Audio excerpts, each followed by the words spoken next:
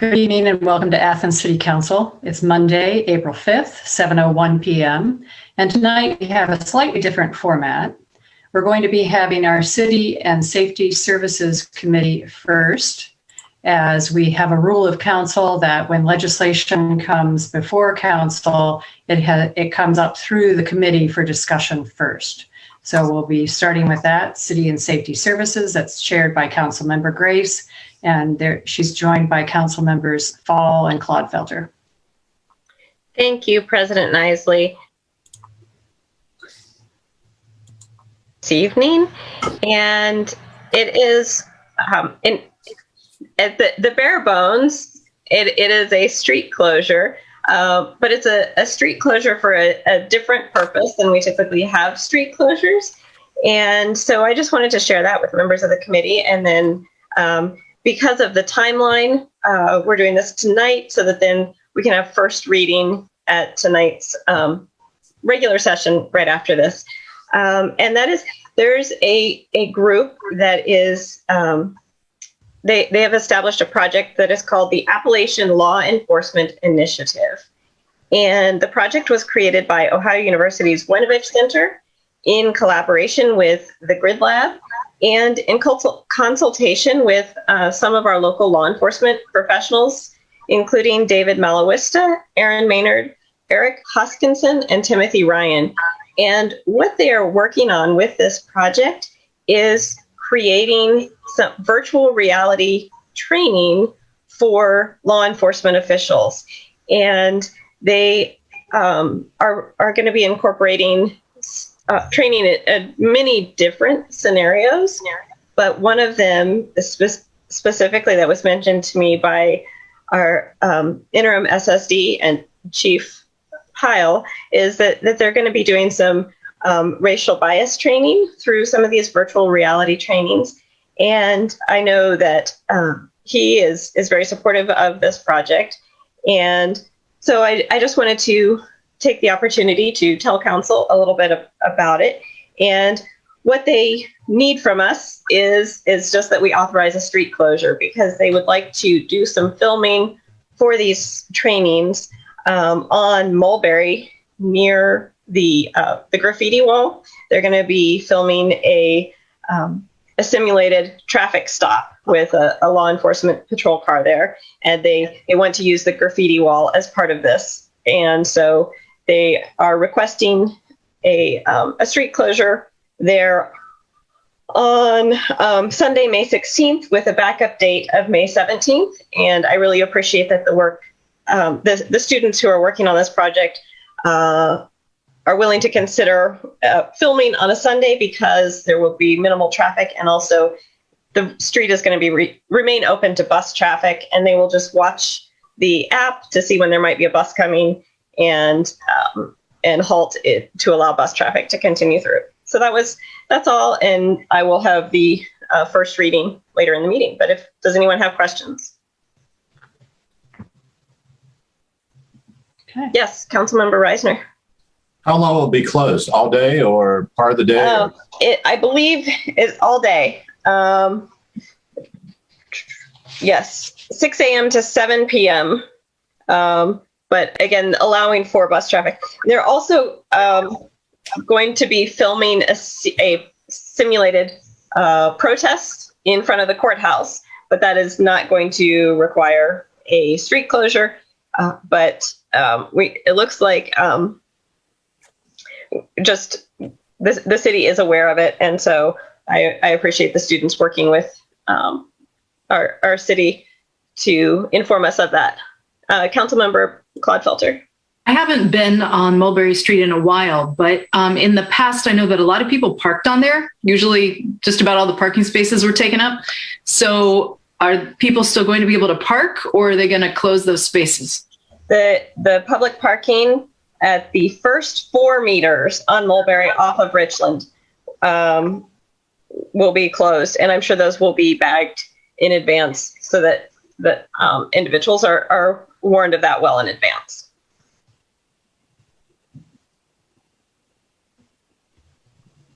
Any other questions? I see a thumbs up from Councilmember Fall. All right. that concludes the committee for this evening. And thank you, President Isley. Thanks, Councilmember Grace. We'll now move on to our regular session of business, and the first item being to establish a quorum, and all members of council are present.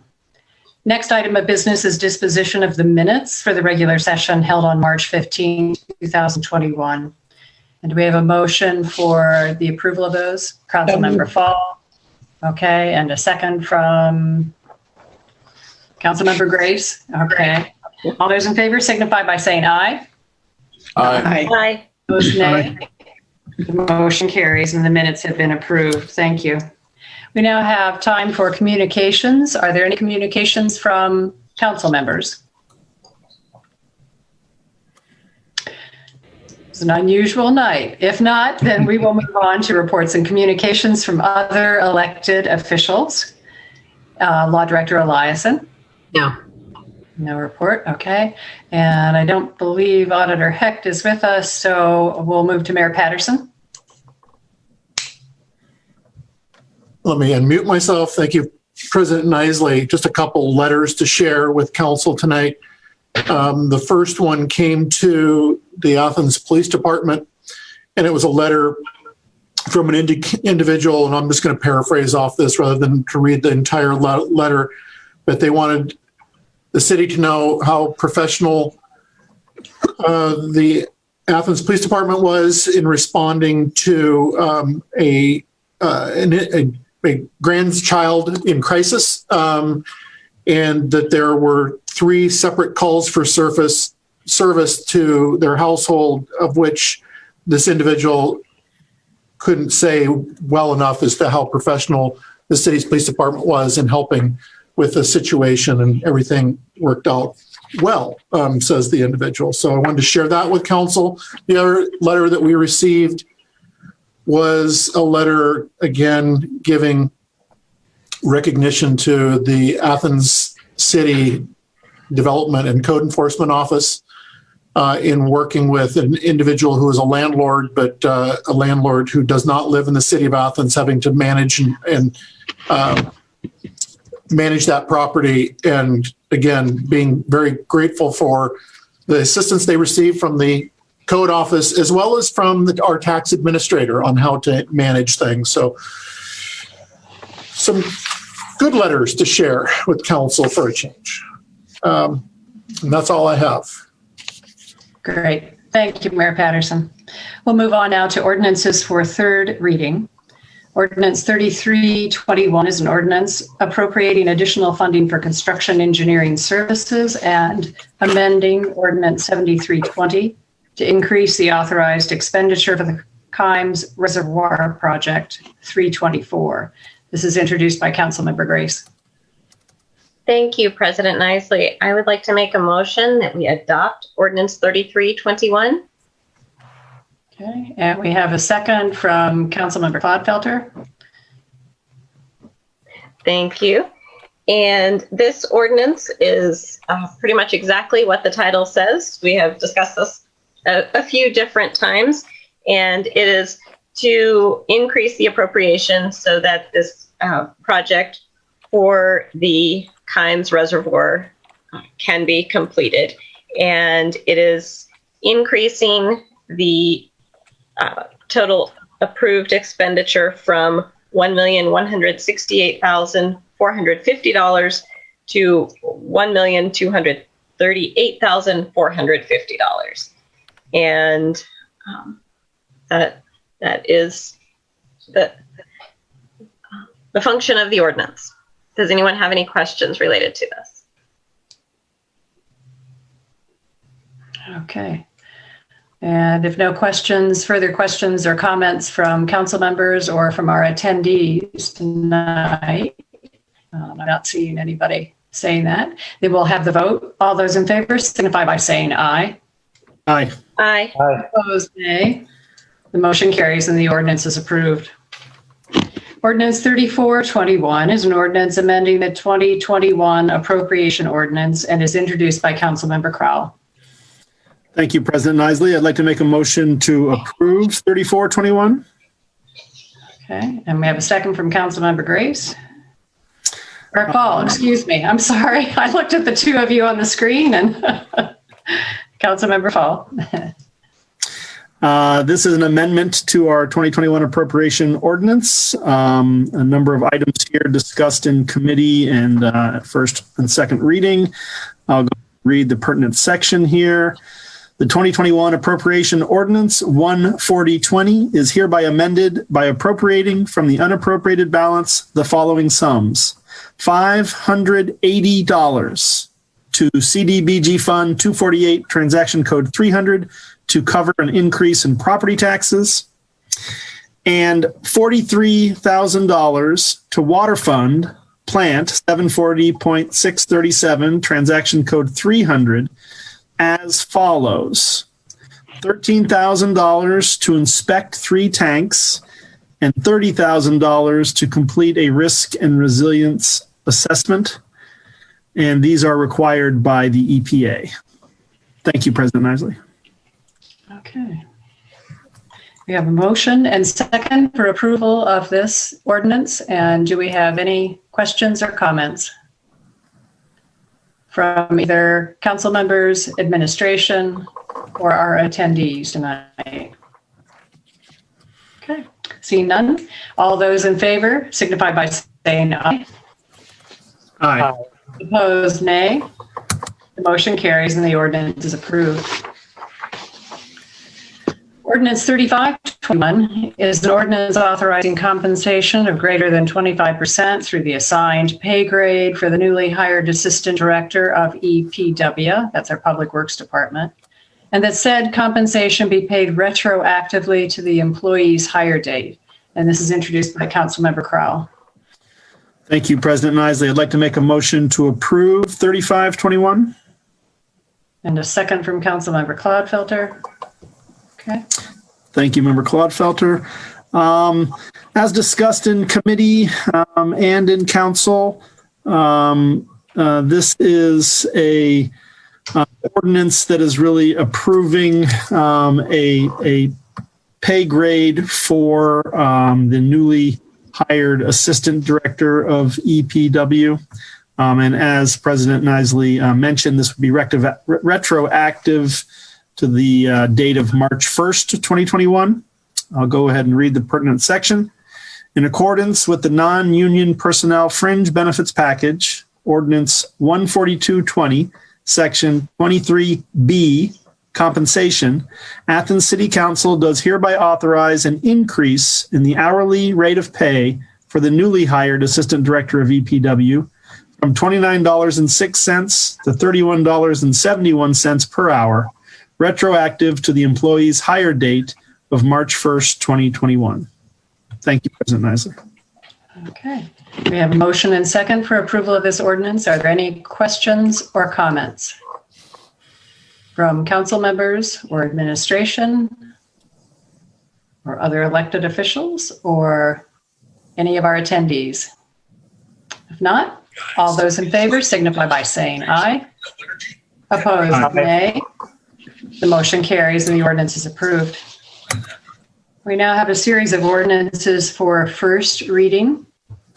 3720 is an ordinance authorizing the 2021 Street Paving and Repairs Project number 337 and is introduced by Councilmember Costas. President Nisley, thank you. And yes, 03721, this is our annual street paving ordinance. The request is an expenditure of $300,000, which is the same as what was devoted to this project last year. I did have a conversation with Jessica Dine, Director of EPW, this afternoon, and she did send me a tentative list of streets, but the streets.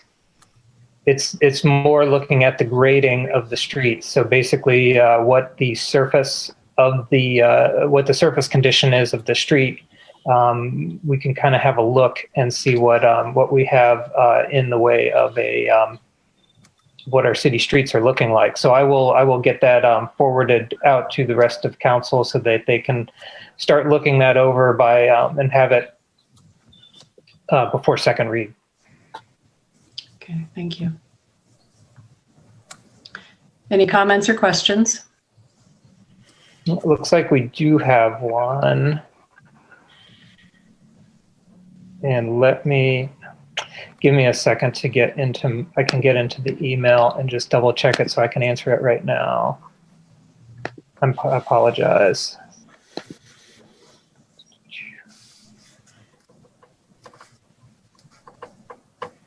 And I would say that you will want to follow up, because this is a question coming from the audience asking if University Estates was on the list of being rated at 5 or less, is the grading.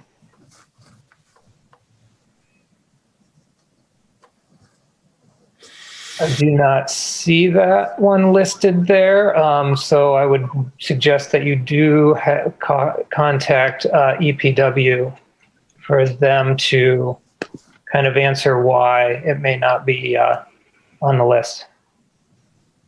Okay, then I might be not looking at the list correctly. If you said it is on there. Okay.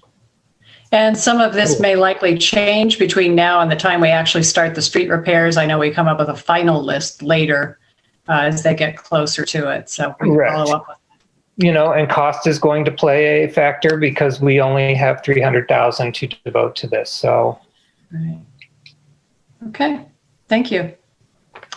Ordinance 3821 is an ordinance amending Athens City Code Title 7, Chapter 7.05, Parking Regulations, Section 7.05.03.1, Residential Parking Permit, and is introduced by Councilmember Katsas. President Isley, thank you. And so, yes, this is taking the 72-hour parking ordinance that we have on certain streets and opening it up to a citywide situation. And so basically, I did have a conversation with Director Riggs also earlier today about the question that Member Grace had last week, which was the definition of a resident. And so the way that code reads the current ordinance, the resident is the person residing in the house. So it would be open to someone owning, that was renting. And then they said that it could solve some problems in that if they can prove that they only have one off-street space or less, they can apply for one permit. So you cannot go in and get multiple permits for a house, but you can alleviate the problem if you don't have more than 2 off-street parkings, on that property. Okay. Oh, no, I'm sorry, Member Fall. Thank you. I want to reemphasize that when we do these models, because this came out of like a model ordinance and or a pilot project, that we need to put in review language and have it a date so that it pops up in Debbie's wonderful word magic that she does, so that we don't miss reviewing it and expanding it if it works. I think that this is a good step forward because parking is a really exclusionary requirement that the city has because people can do more things with more property when it comes to parking, and that the smaller houses who tend to live closer together probably would really appreciate this because it does alleviate a major problem of walking your car. And I'd love to see it expanded even further when we look at whether it can alleviate some of the problems with people who have lots of parking, but they still have to walk the car because of their situation. So thank you. And thank you for doing this. And I will follow up with Debbie this week. I know that I did have that conversation with Law Director Eliason, but I want to just get reminded why we're where we're at. Member Smedley. Thank you, Member Katsas. I just wanted to give a shout out to Joan Kazansky, who got this started as a pilot. She put in a lot of work behind the scenes to formulate what would eventually become our pilot. This was a community-driven project, started as a pilot, was adopted as a regular ordinance, and is now being expanded citywide. So it's a pretty remarkable story of some pretty active community members contributing to the better living situation in the city. So kudos to Joan and Joni, and I'm glad to see that it's progressing this way. Thank you. Member Clodfelter. I think that this ordinance may make a lot of people in Athens very happy, and I'm glad to see it coming forward, since they will not have to go outside in the rain and stuff to move their cars, at least for 3 days instead of one. Perfect. Thank you. Member Grace. I just want to make sure that the public is aware that it doesn't automatically change everything to a 72-hour parking. We still have the 24-hour parking unless your home, your residence qualifies for the hang tag and you go to code enforcement and get that hang tag. So that's, we do want to be clear that there is it's still a 24-hour parking rule, but if your residence only has one off-street parking space, you can go to code enforcement and apply for the 72-hour parking permit. Yes, and thank you. And what I also like about it is that it actually applies a fee to using the public right-of-way, which is what we have if you put a fence or a shrub or something else in the public right-of-way. I understand that everybody loves their vehicle and loves to have a place to park, and you still have the ability to do that. But if you want to take advantage of this program, it is a $35 fee.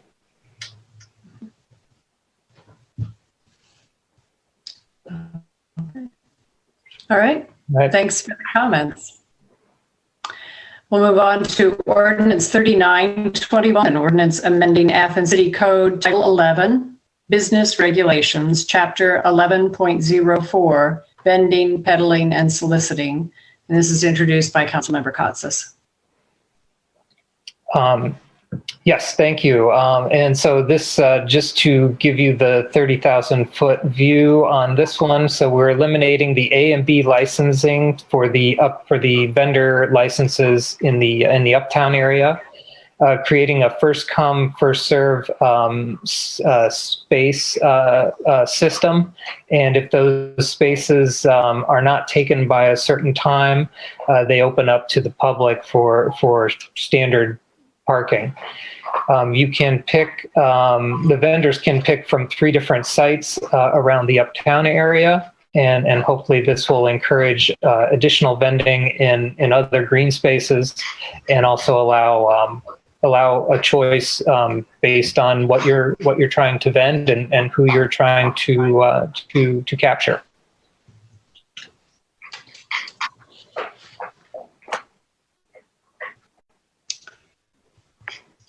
And any comments or questions?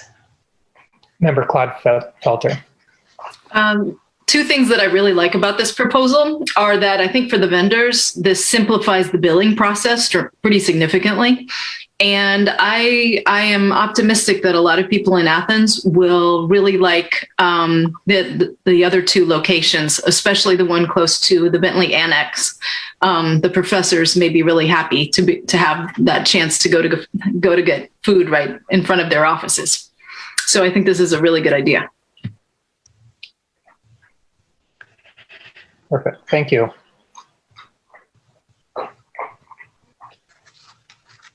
Okay.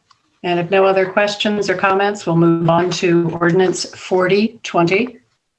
This is an ordinance authorizing participation in the Ohio Department of Transportation's Cooperative Purchasing Program and declaring an emergency, and is introduced by Councilmember Katsas. President Nisley, thank you. Yes, 04021. This is once again another annual ordinance. It's a request to participate in the group purchasing program that's provided by ODOT, and this is for road salt. The request this year is the EPW believes we need 12,000 tons to replenish our stores. Just as a reminder, we used 2,000 this last winter season. And this program will basically allow us to purchase the road salt at a lower cost.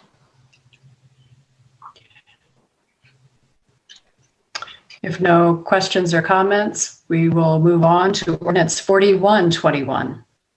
This is an ordinance closing West Mulberry Street between Richland and Court Street and the sidewalk in front of the courthouse from 7 a.m. to 6 p.m. on Sunday, May 16th, with a rain date of May 17th, 2021, for the Appalachian Law Enforcement Initiative Project and declaring an emergency, and is introduced by Councilmember Grace.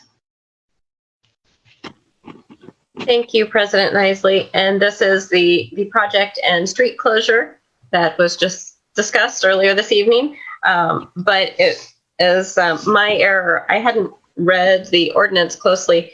And the last time I spoke with Chief Pyle, he wasn't sure whether we needed the sidewalk closure. But if we need the sidewalk closure, I believe that they're planning, the date for that is May 26th. And they're filming the protest at the courthouse on May 26th with a backup of May 27th. But the street closure of Mulberry is on May 16th with a backup of May 17th. So I know the street closure for sure. And I will need to confirm that the mayor may have the answer, but if, as far as whether we need a sidewalk closure. I don't believe we will, but I can certainly get that information for you. What they'll likely do is just hold any foot traffic or redirect them around where they're filming. Okay. Or they may just let them have cameo appearances. I will find out for you. Okay. Well, so we may need to amend this. I hadn't realized that we had the sidewalk closure included, but we'll double check on that specific part, but for sure the street closure. So, thank you, President Eisen. Are there, did anyone have questions? Sorry. Yes, Member Smedley. Thank you, Member Grace. I just see here the rain date is on a Monday. And just given what we talked about with traffic, praising them for choosing a Sunday, just making sure everyone needs to know what they need to know if it does in fact fall on a Monday, and what accommodations we need to make for that.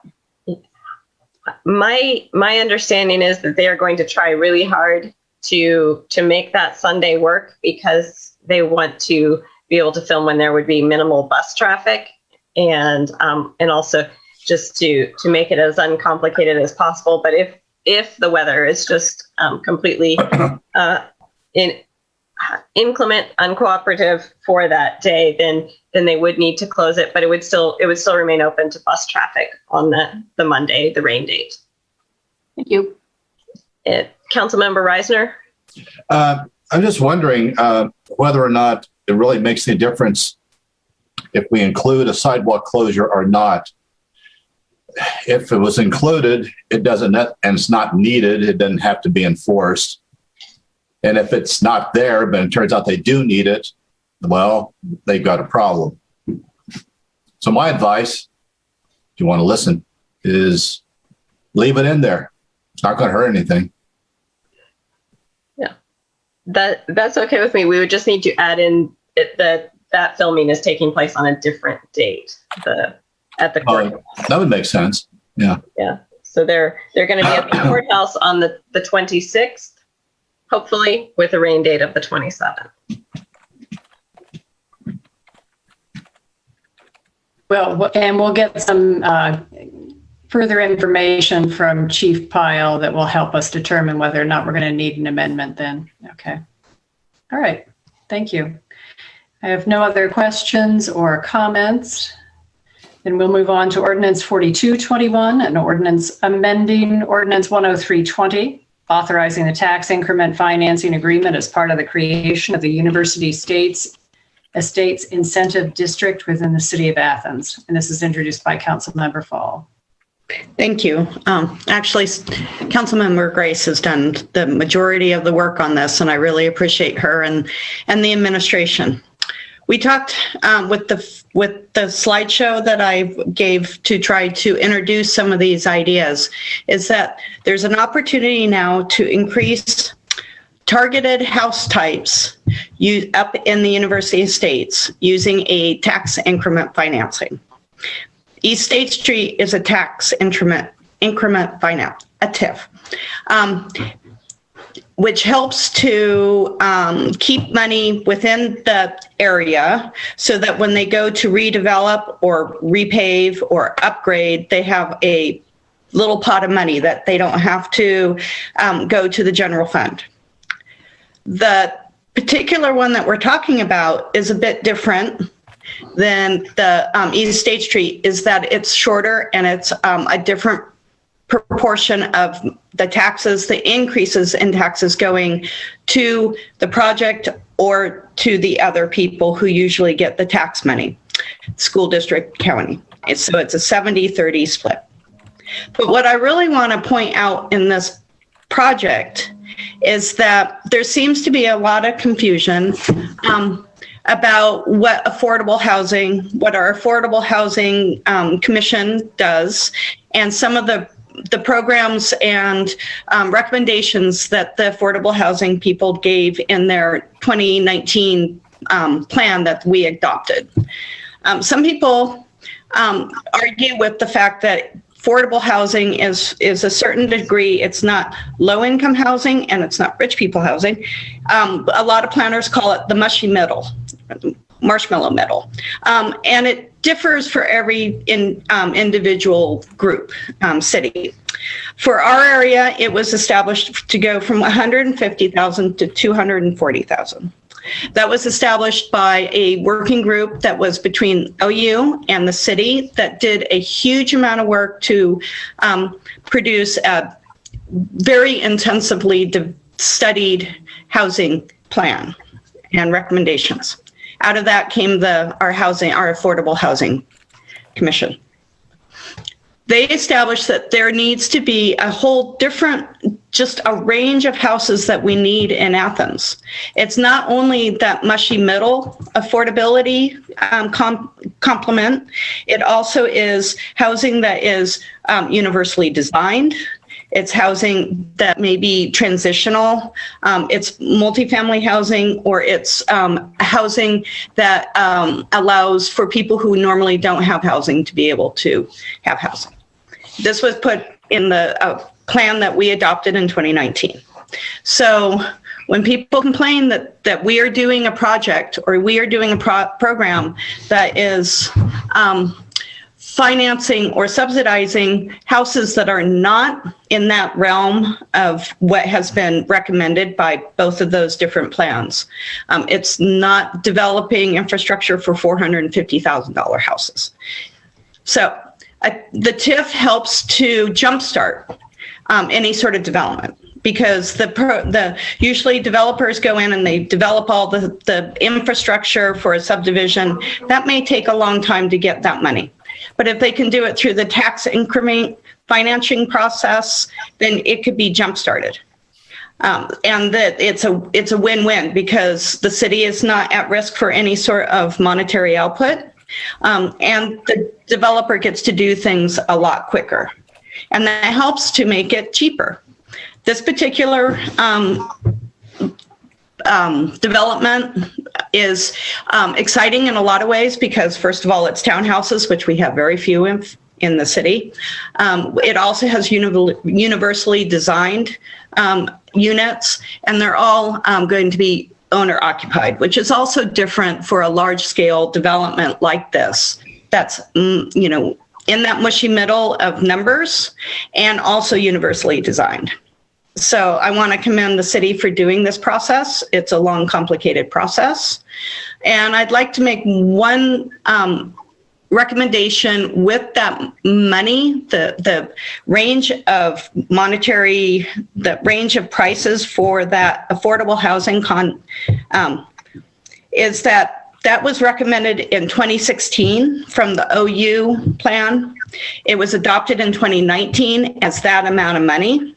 I think that has to be looked at again because housing and prices have gone up with the COVID. And so I think that if we looked at it across the nation, that mushy middle has probably been expanded to go lower and to higher for affordable housing. So that's kind of the background of it. Sarah has more of the final details of it. So thank you.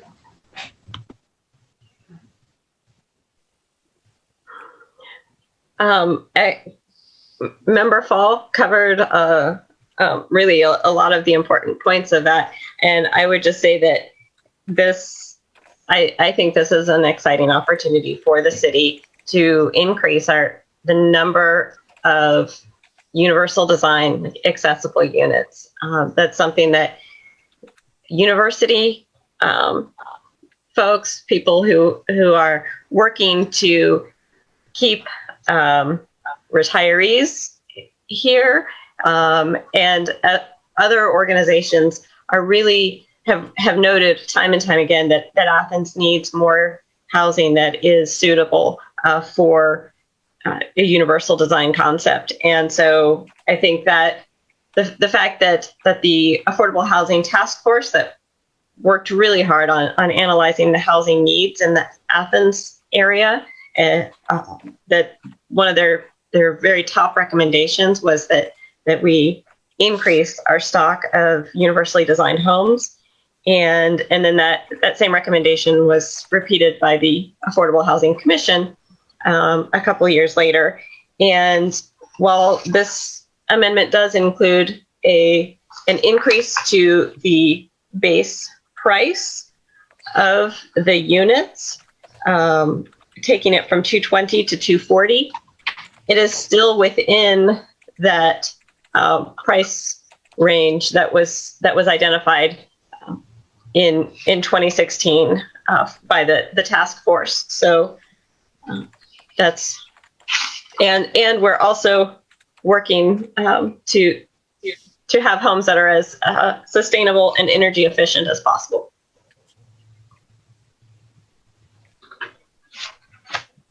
Okay. Thank you for the information presented, Council Members Fall and Grace. Do we have any other comments or questions? Okay. It looks like Solveig has a question. And if you we can let you ask the question if you also give your name and your address, so those listening to the program will know. Sure. I'm Solveig Spjelnes, and I live at 87 University Estates Boulevard. So this is in my this plan is for my neighborhood. So I just wanted to clarify, I'm in support of the kinds of housing that you're talking about. I understand what that means.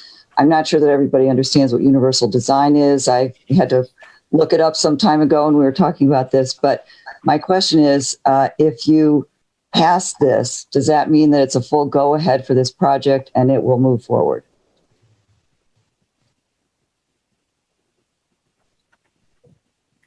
Thank you. And it looks like we have Mayor Patterson who'd like to make a comment. Yes.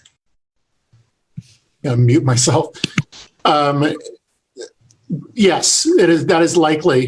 This is one of the things that the developer is waiting on, especially in light of construction material cost escalation that has taken place everywhere. So I think the developer was just waiting on that with the green light from council to amend the base price point for these units.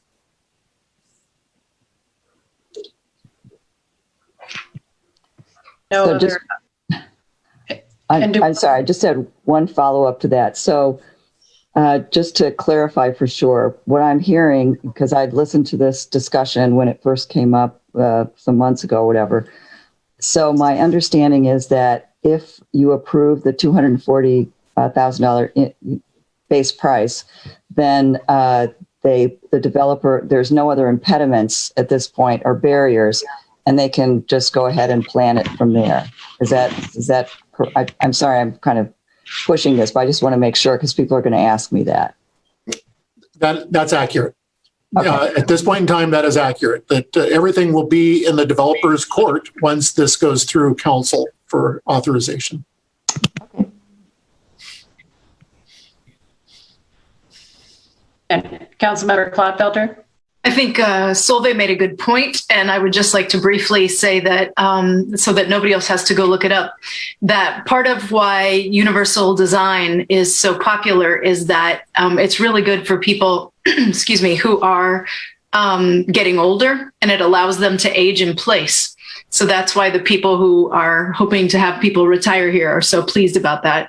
And I think that it is also easier for people with some disabilities as well. So it will be nice to have more universal design units in our community. And I do like the fact that they're trying very hard to make them very energy efficient. That will save people money month to month, the whole time that they're there. And it's much better for the climate.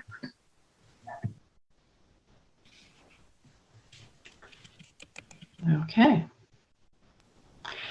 All right. We'll now, if no other questions or comments, we will move on then to Ordinance 4321.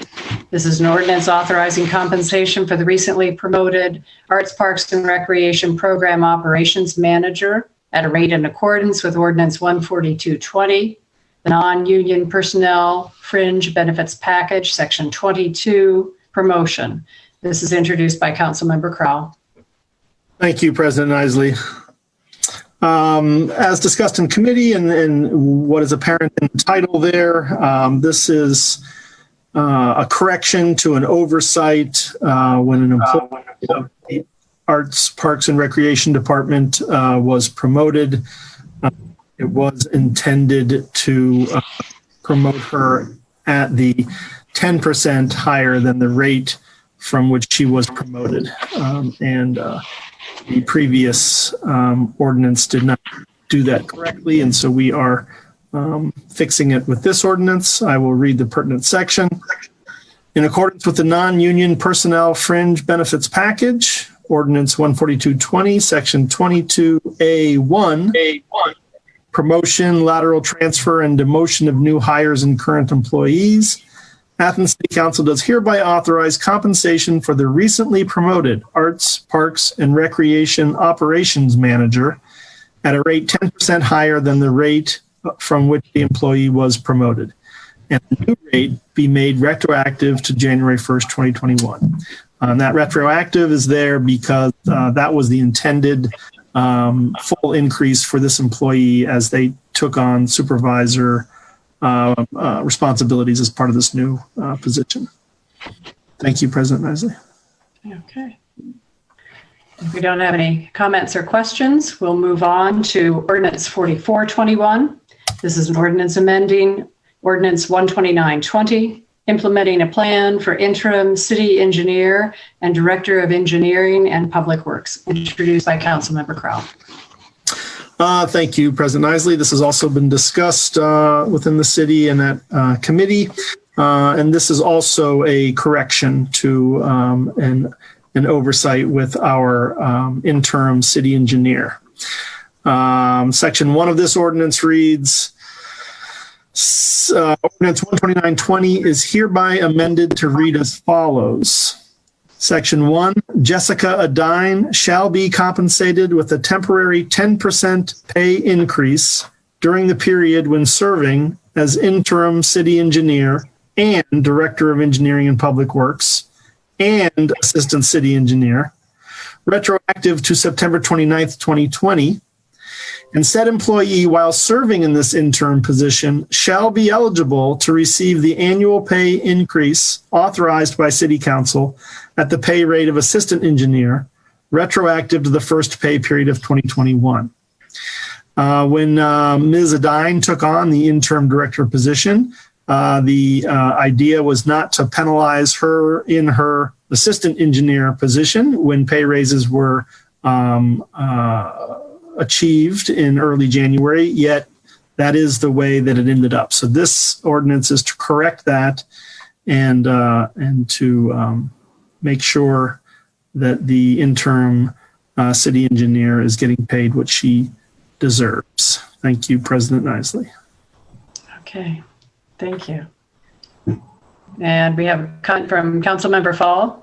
Yeah, I just want to reemphasize that Ms. Adine just walked into the breach. She walked in, she did all the things that she needed to do on a moment's notice. She is a crown jewel of the city, and she fully just deserves everything that we can give to her. She gets stuff done. She has great customer service from all the people that have talked to me. And I think that she just deserves all the support we can give her. Thank you. Okay. Thanks for the comment. Okay. If no other comments or questions, we'll move on to Ordinance 4521. This is an ordinance authorizing the purchase and use of an employee dishonesty and faithful performance of duty insurance policy in lieu of bond through the Public Entities Pool, what's known as the PEP of Ohio, and is introduced by Councilmember Crowell. Thank you, President Nisley. This is connected to our decisions, our ordinances in March about the city's property and liability self-insurance pool. This is as President Nisley so aptly introduced, the faithful performance of duty insurance policy and employee dishonesty insurance policy, and I'll read the pertinent section.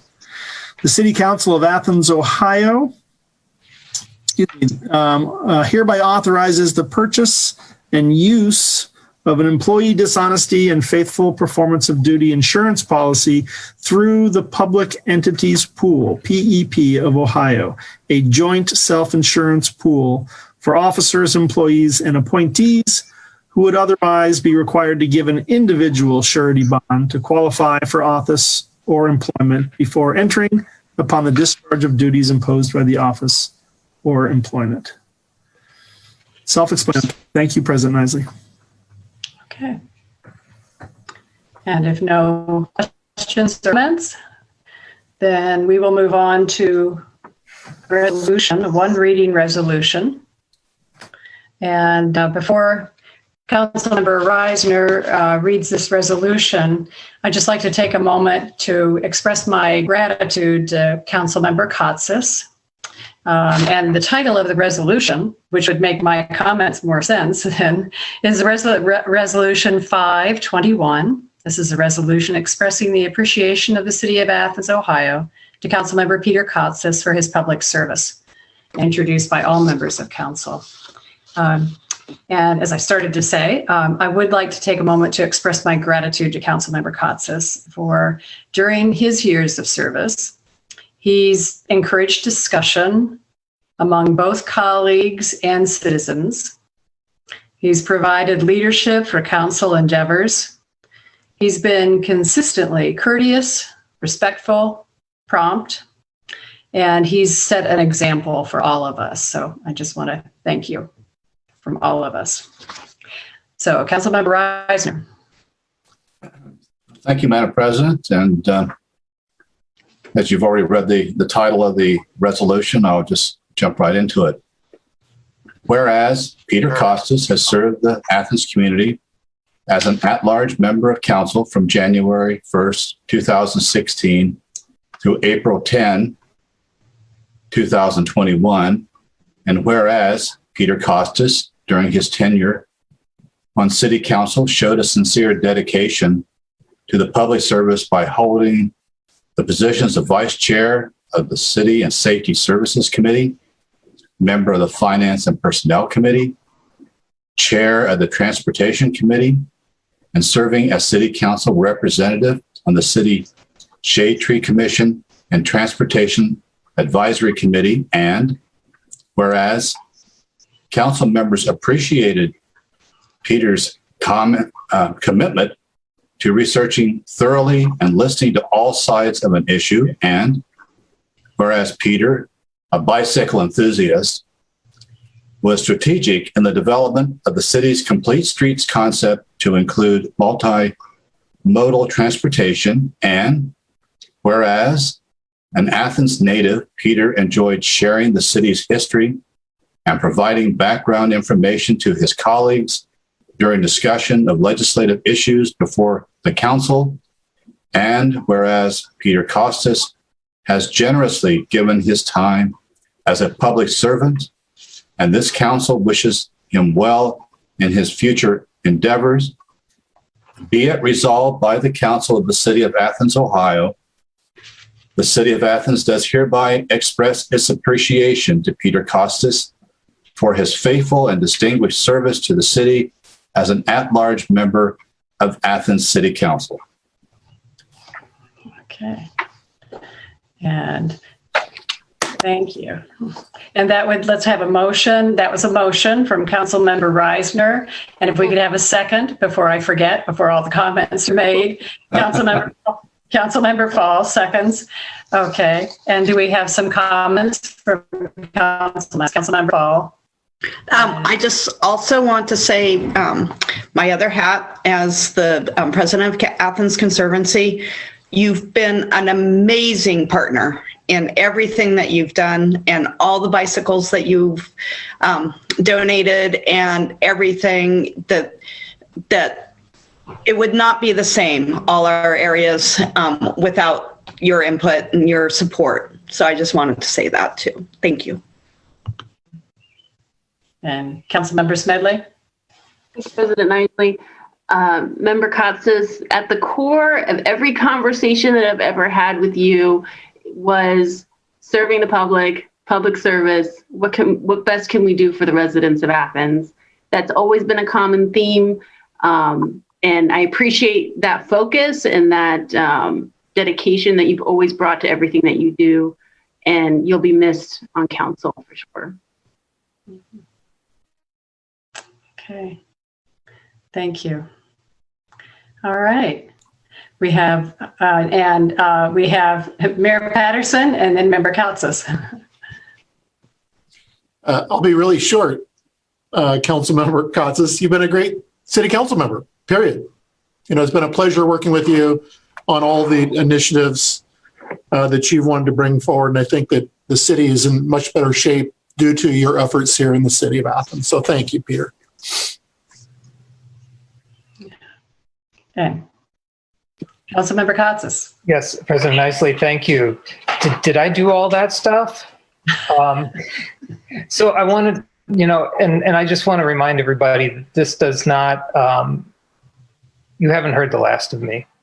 In some form or fashion, I will still be out there working in the community, doing things that I feel are necessary, and that's what great communities are. They're those people are always there and they're always present. And I hope it's not always me. And I always hope that we continue to see additional people, participating in the pool and just making things better, making things the way they want to see it. So thank you, everyone. I've enjoyed my time here, and I look forward to engaging with you the next time we see you, hopefully in person. Yes. Okay. Thank you. All right. With that motion and second for approval, all those in favor signify by saying aye. Okay. And then none opposed. So unanimously passed and approved. And once again, our great appreciation to you, Peter. Thank you. All right. We'll move on to announcements and other business. Just to make note that we have a council committee meeting next week. That would be March 12th at 7 p.m. So if committee chairpersons have agenda items, to please get those items to our clerk of council, Debbie Walker, so that by Wednesday, that will be a help for us to get the meeting organized for next week. Are there any other announcements from other council members or The mayor? Okay, if none. We always have a time at the end of our meeting as an opportunity for citizens to speak on legislative items and city services that are not covered on the agenda. Is there anyone amongst the attendees tonight that would like to use this opportunity to speak on a topic? I'm not seeing anyone's hand raised nor any comments in the chat. So we would have a motion to adjourn, and following this adjournment, our council members will be meeting with Professor Sudda's students. So we'll be joining a separate Zoom meeting immediately after this. So I see that Council Member Fall signaled that she's willing to make a motion to adjourn. And do we have a second? From Councilmember Katsas, that's fitting. All those in favor signify by saying aye.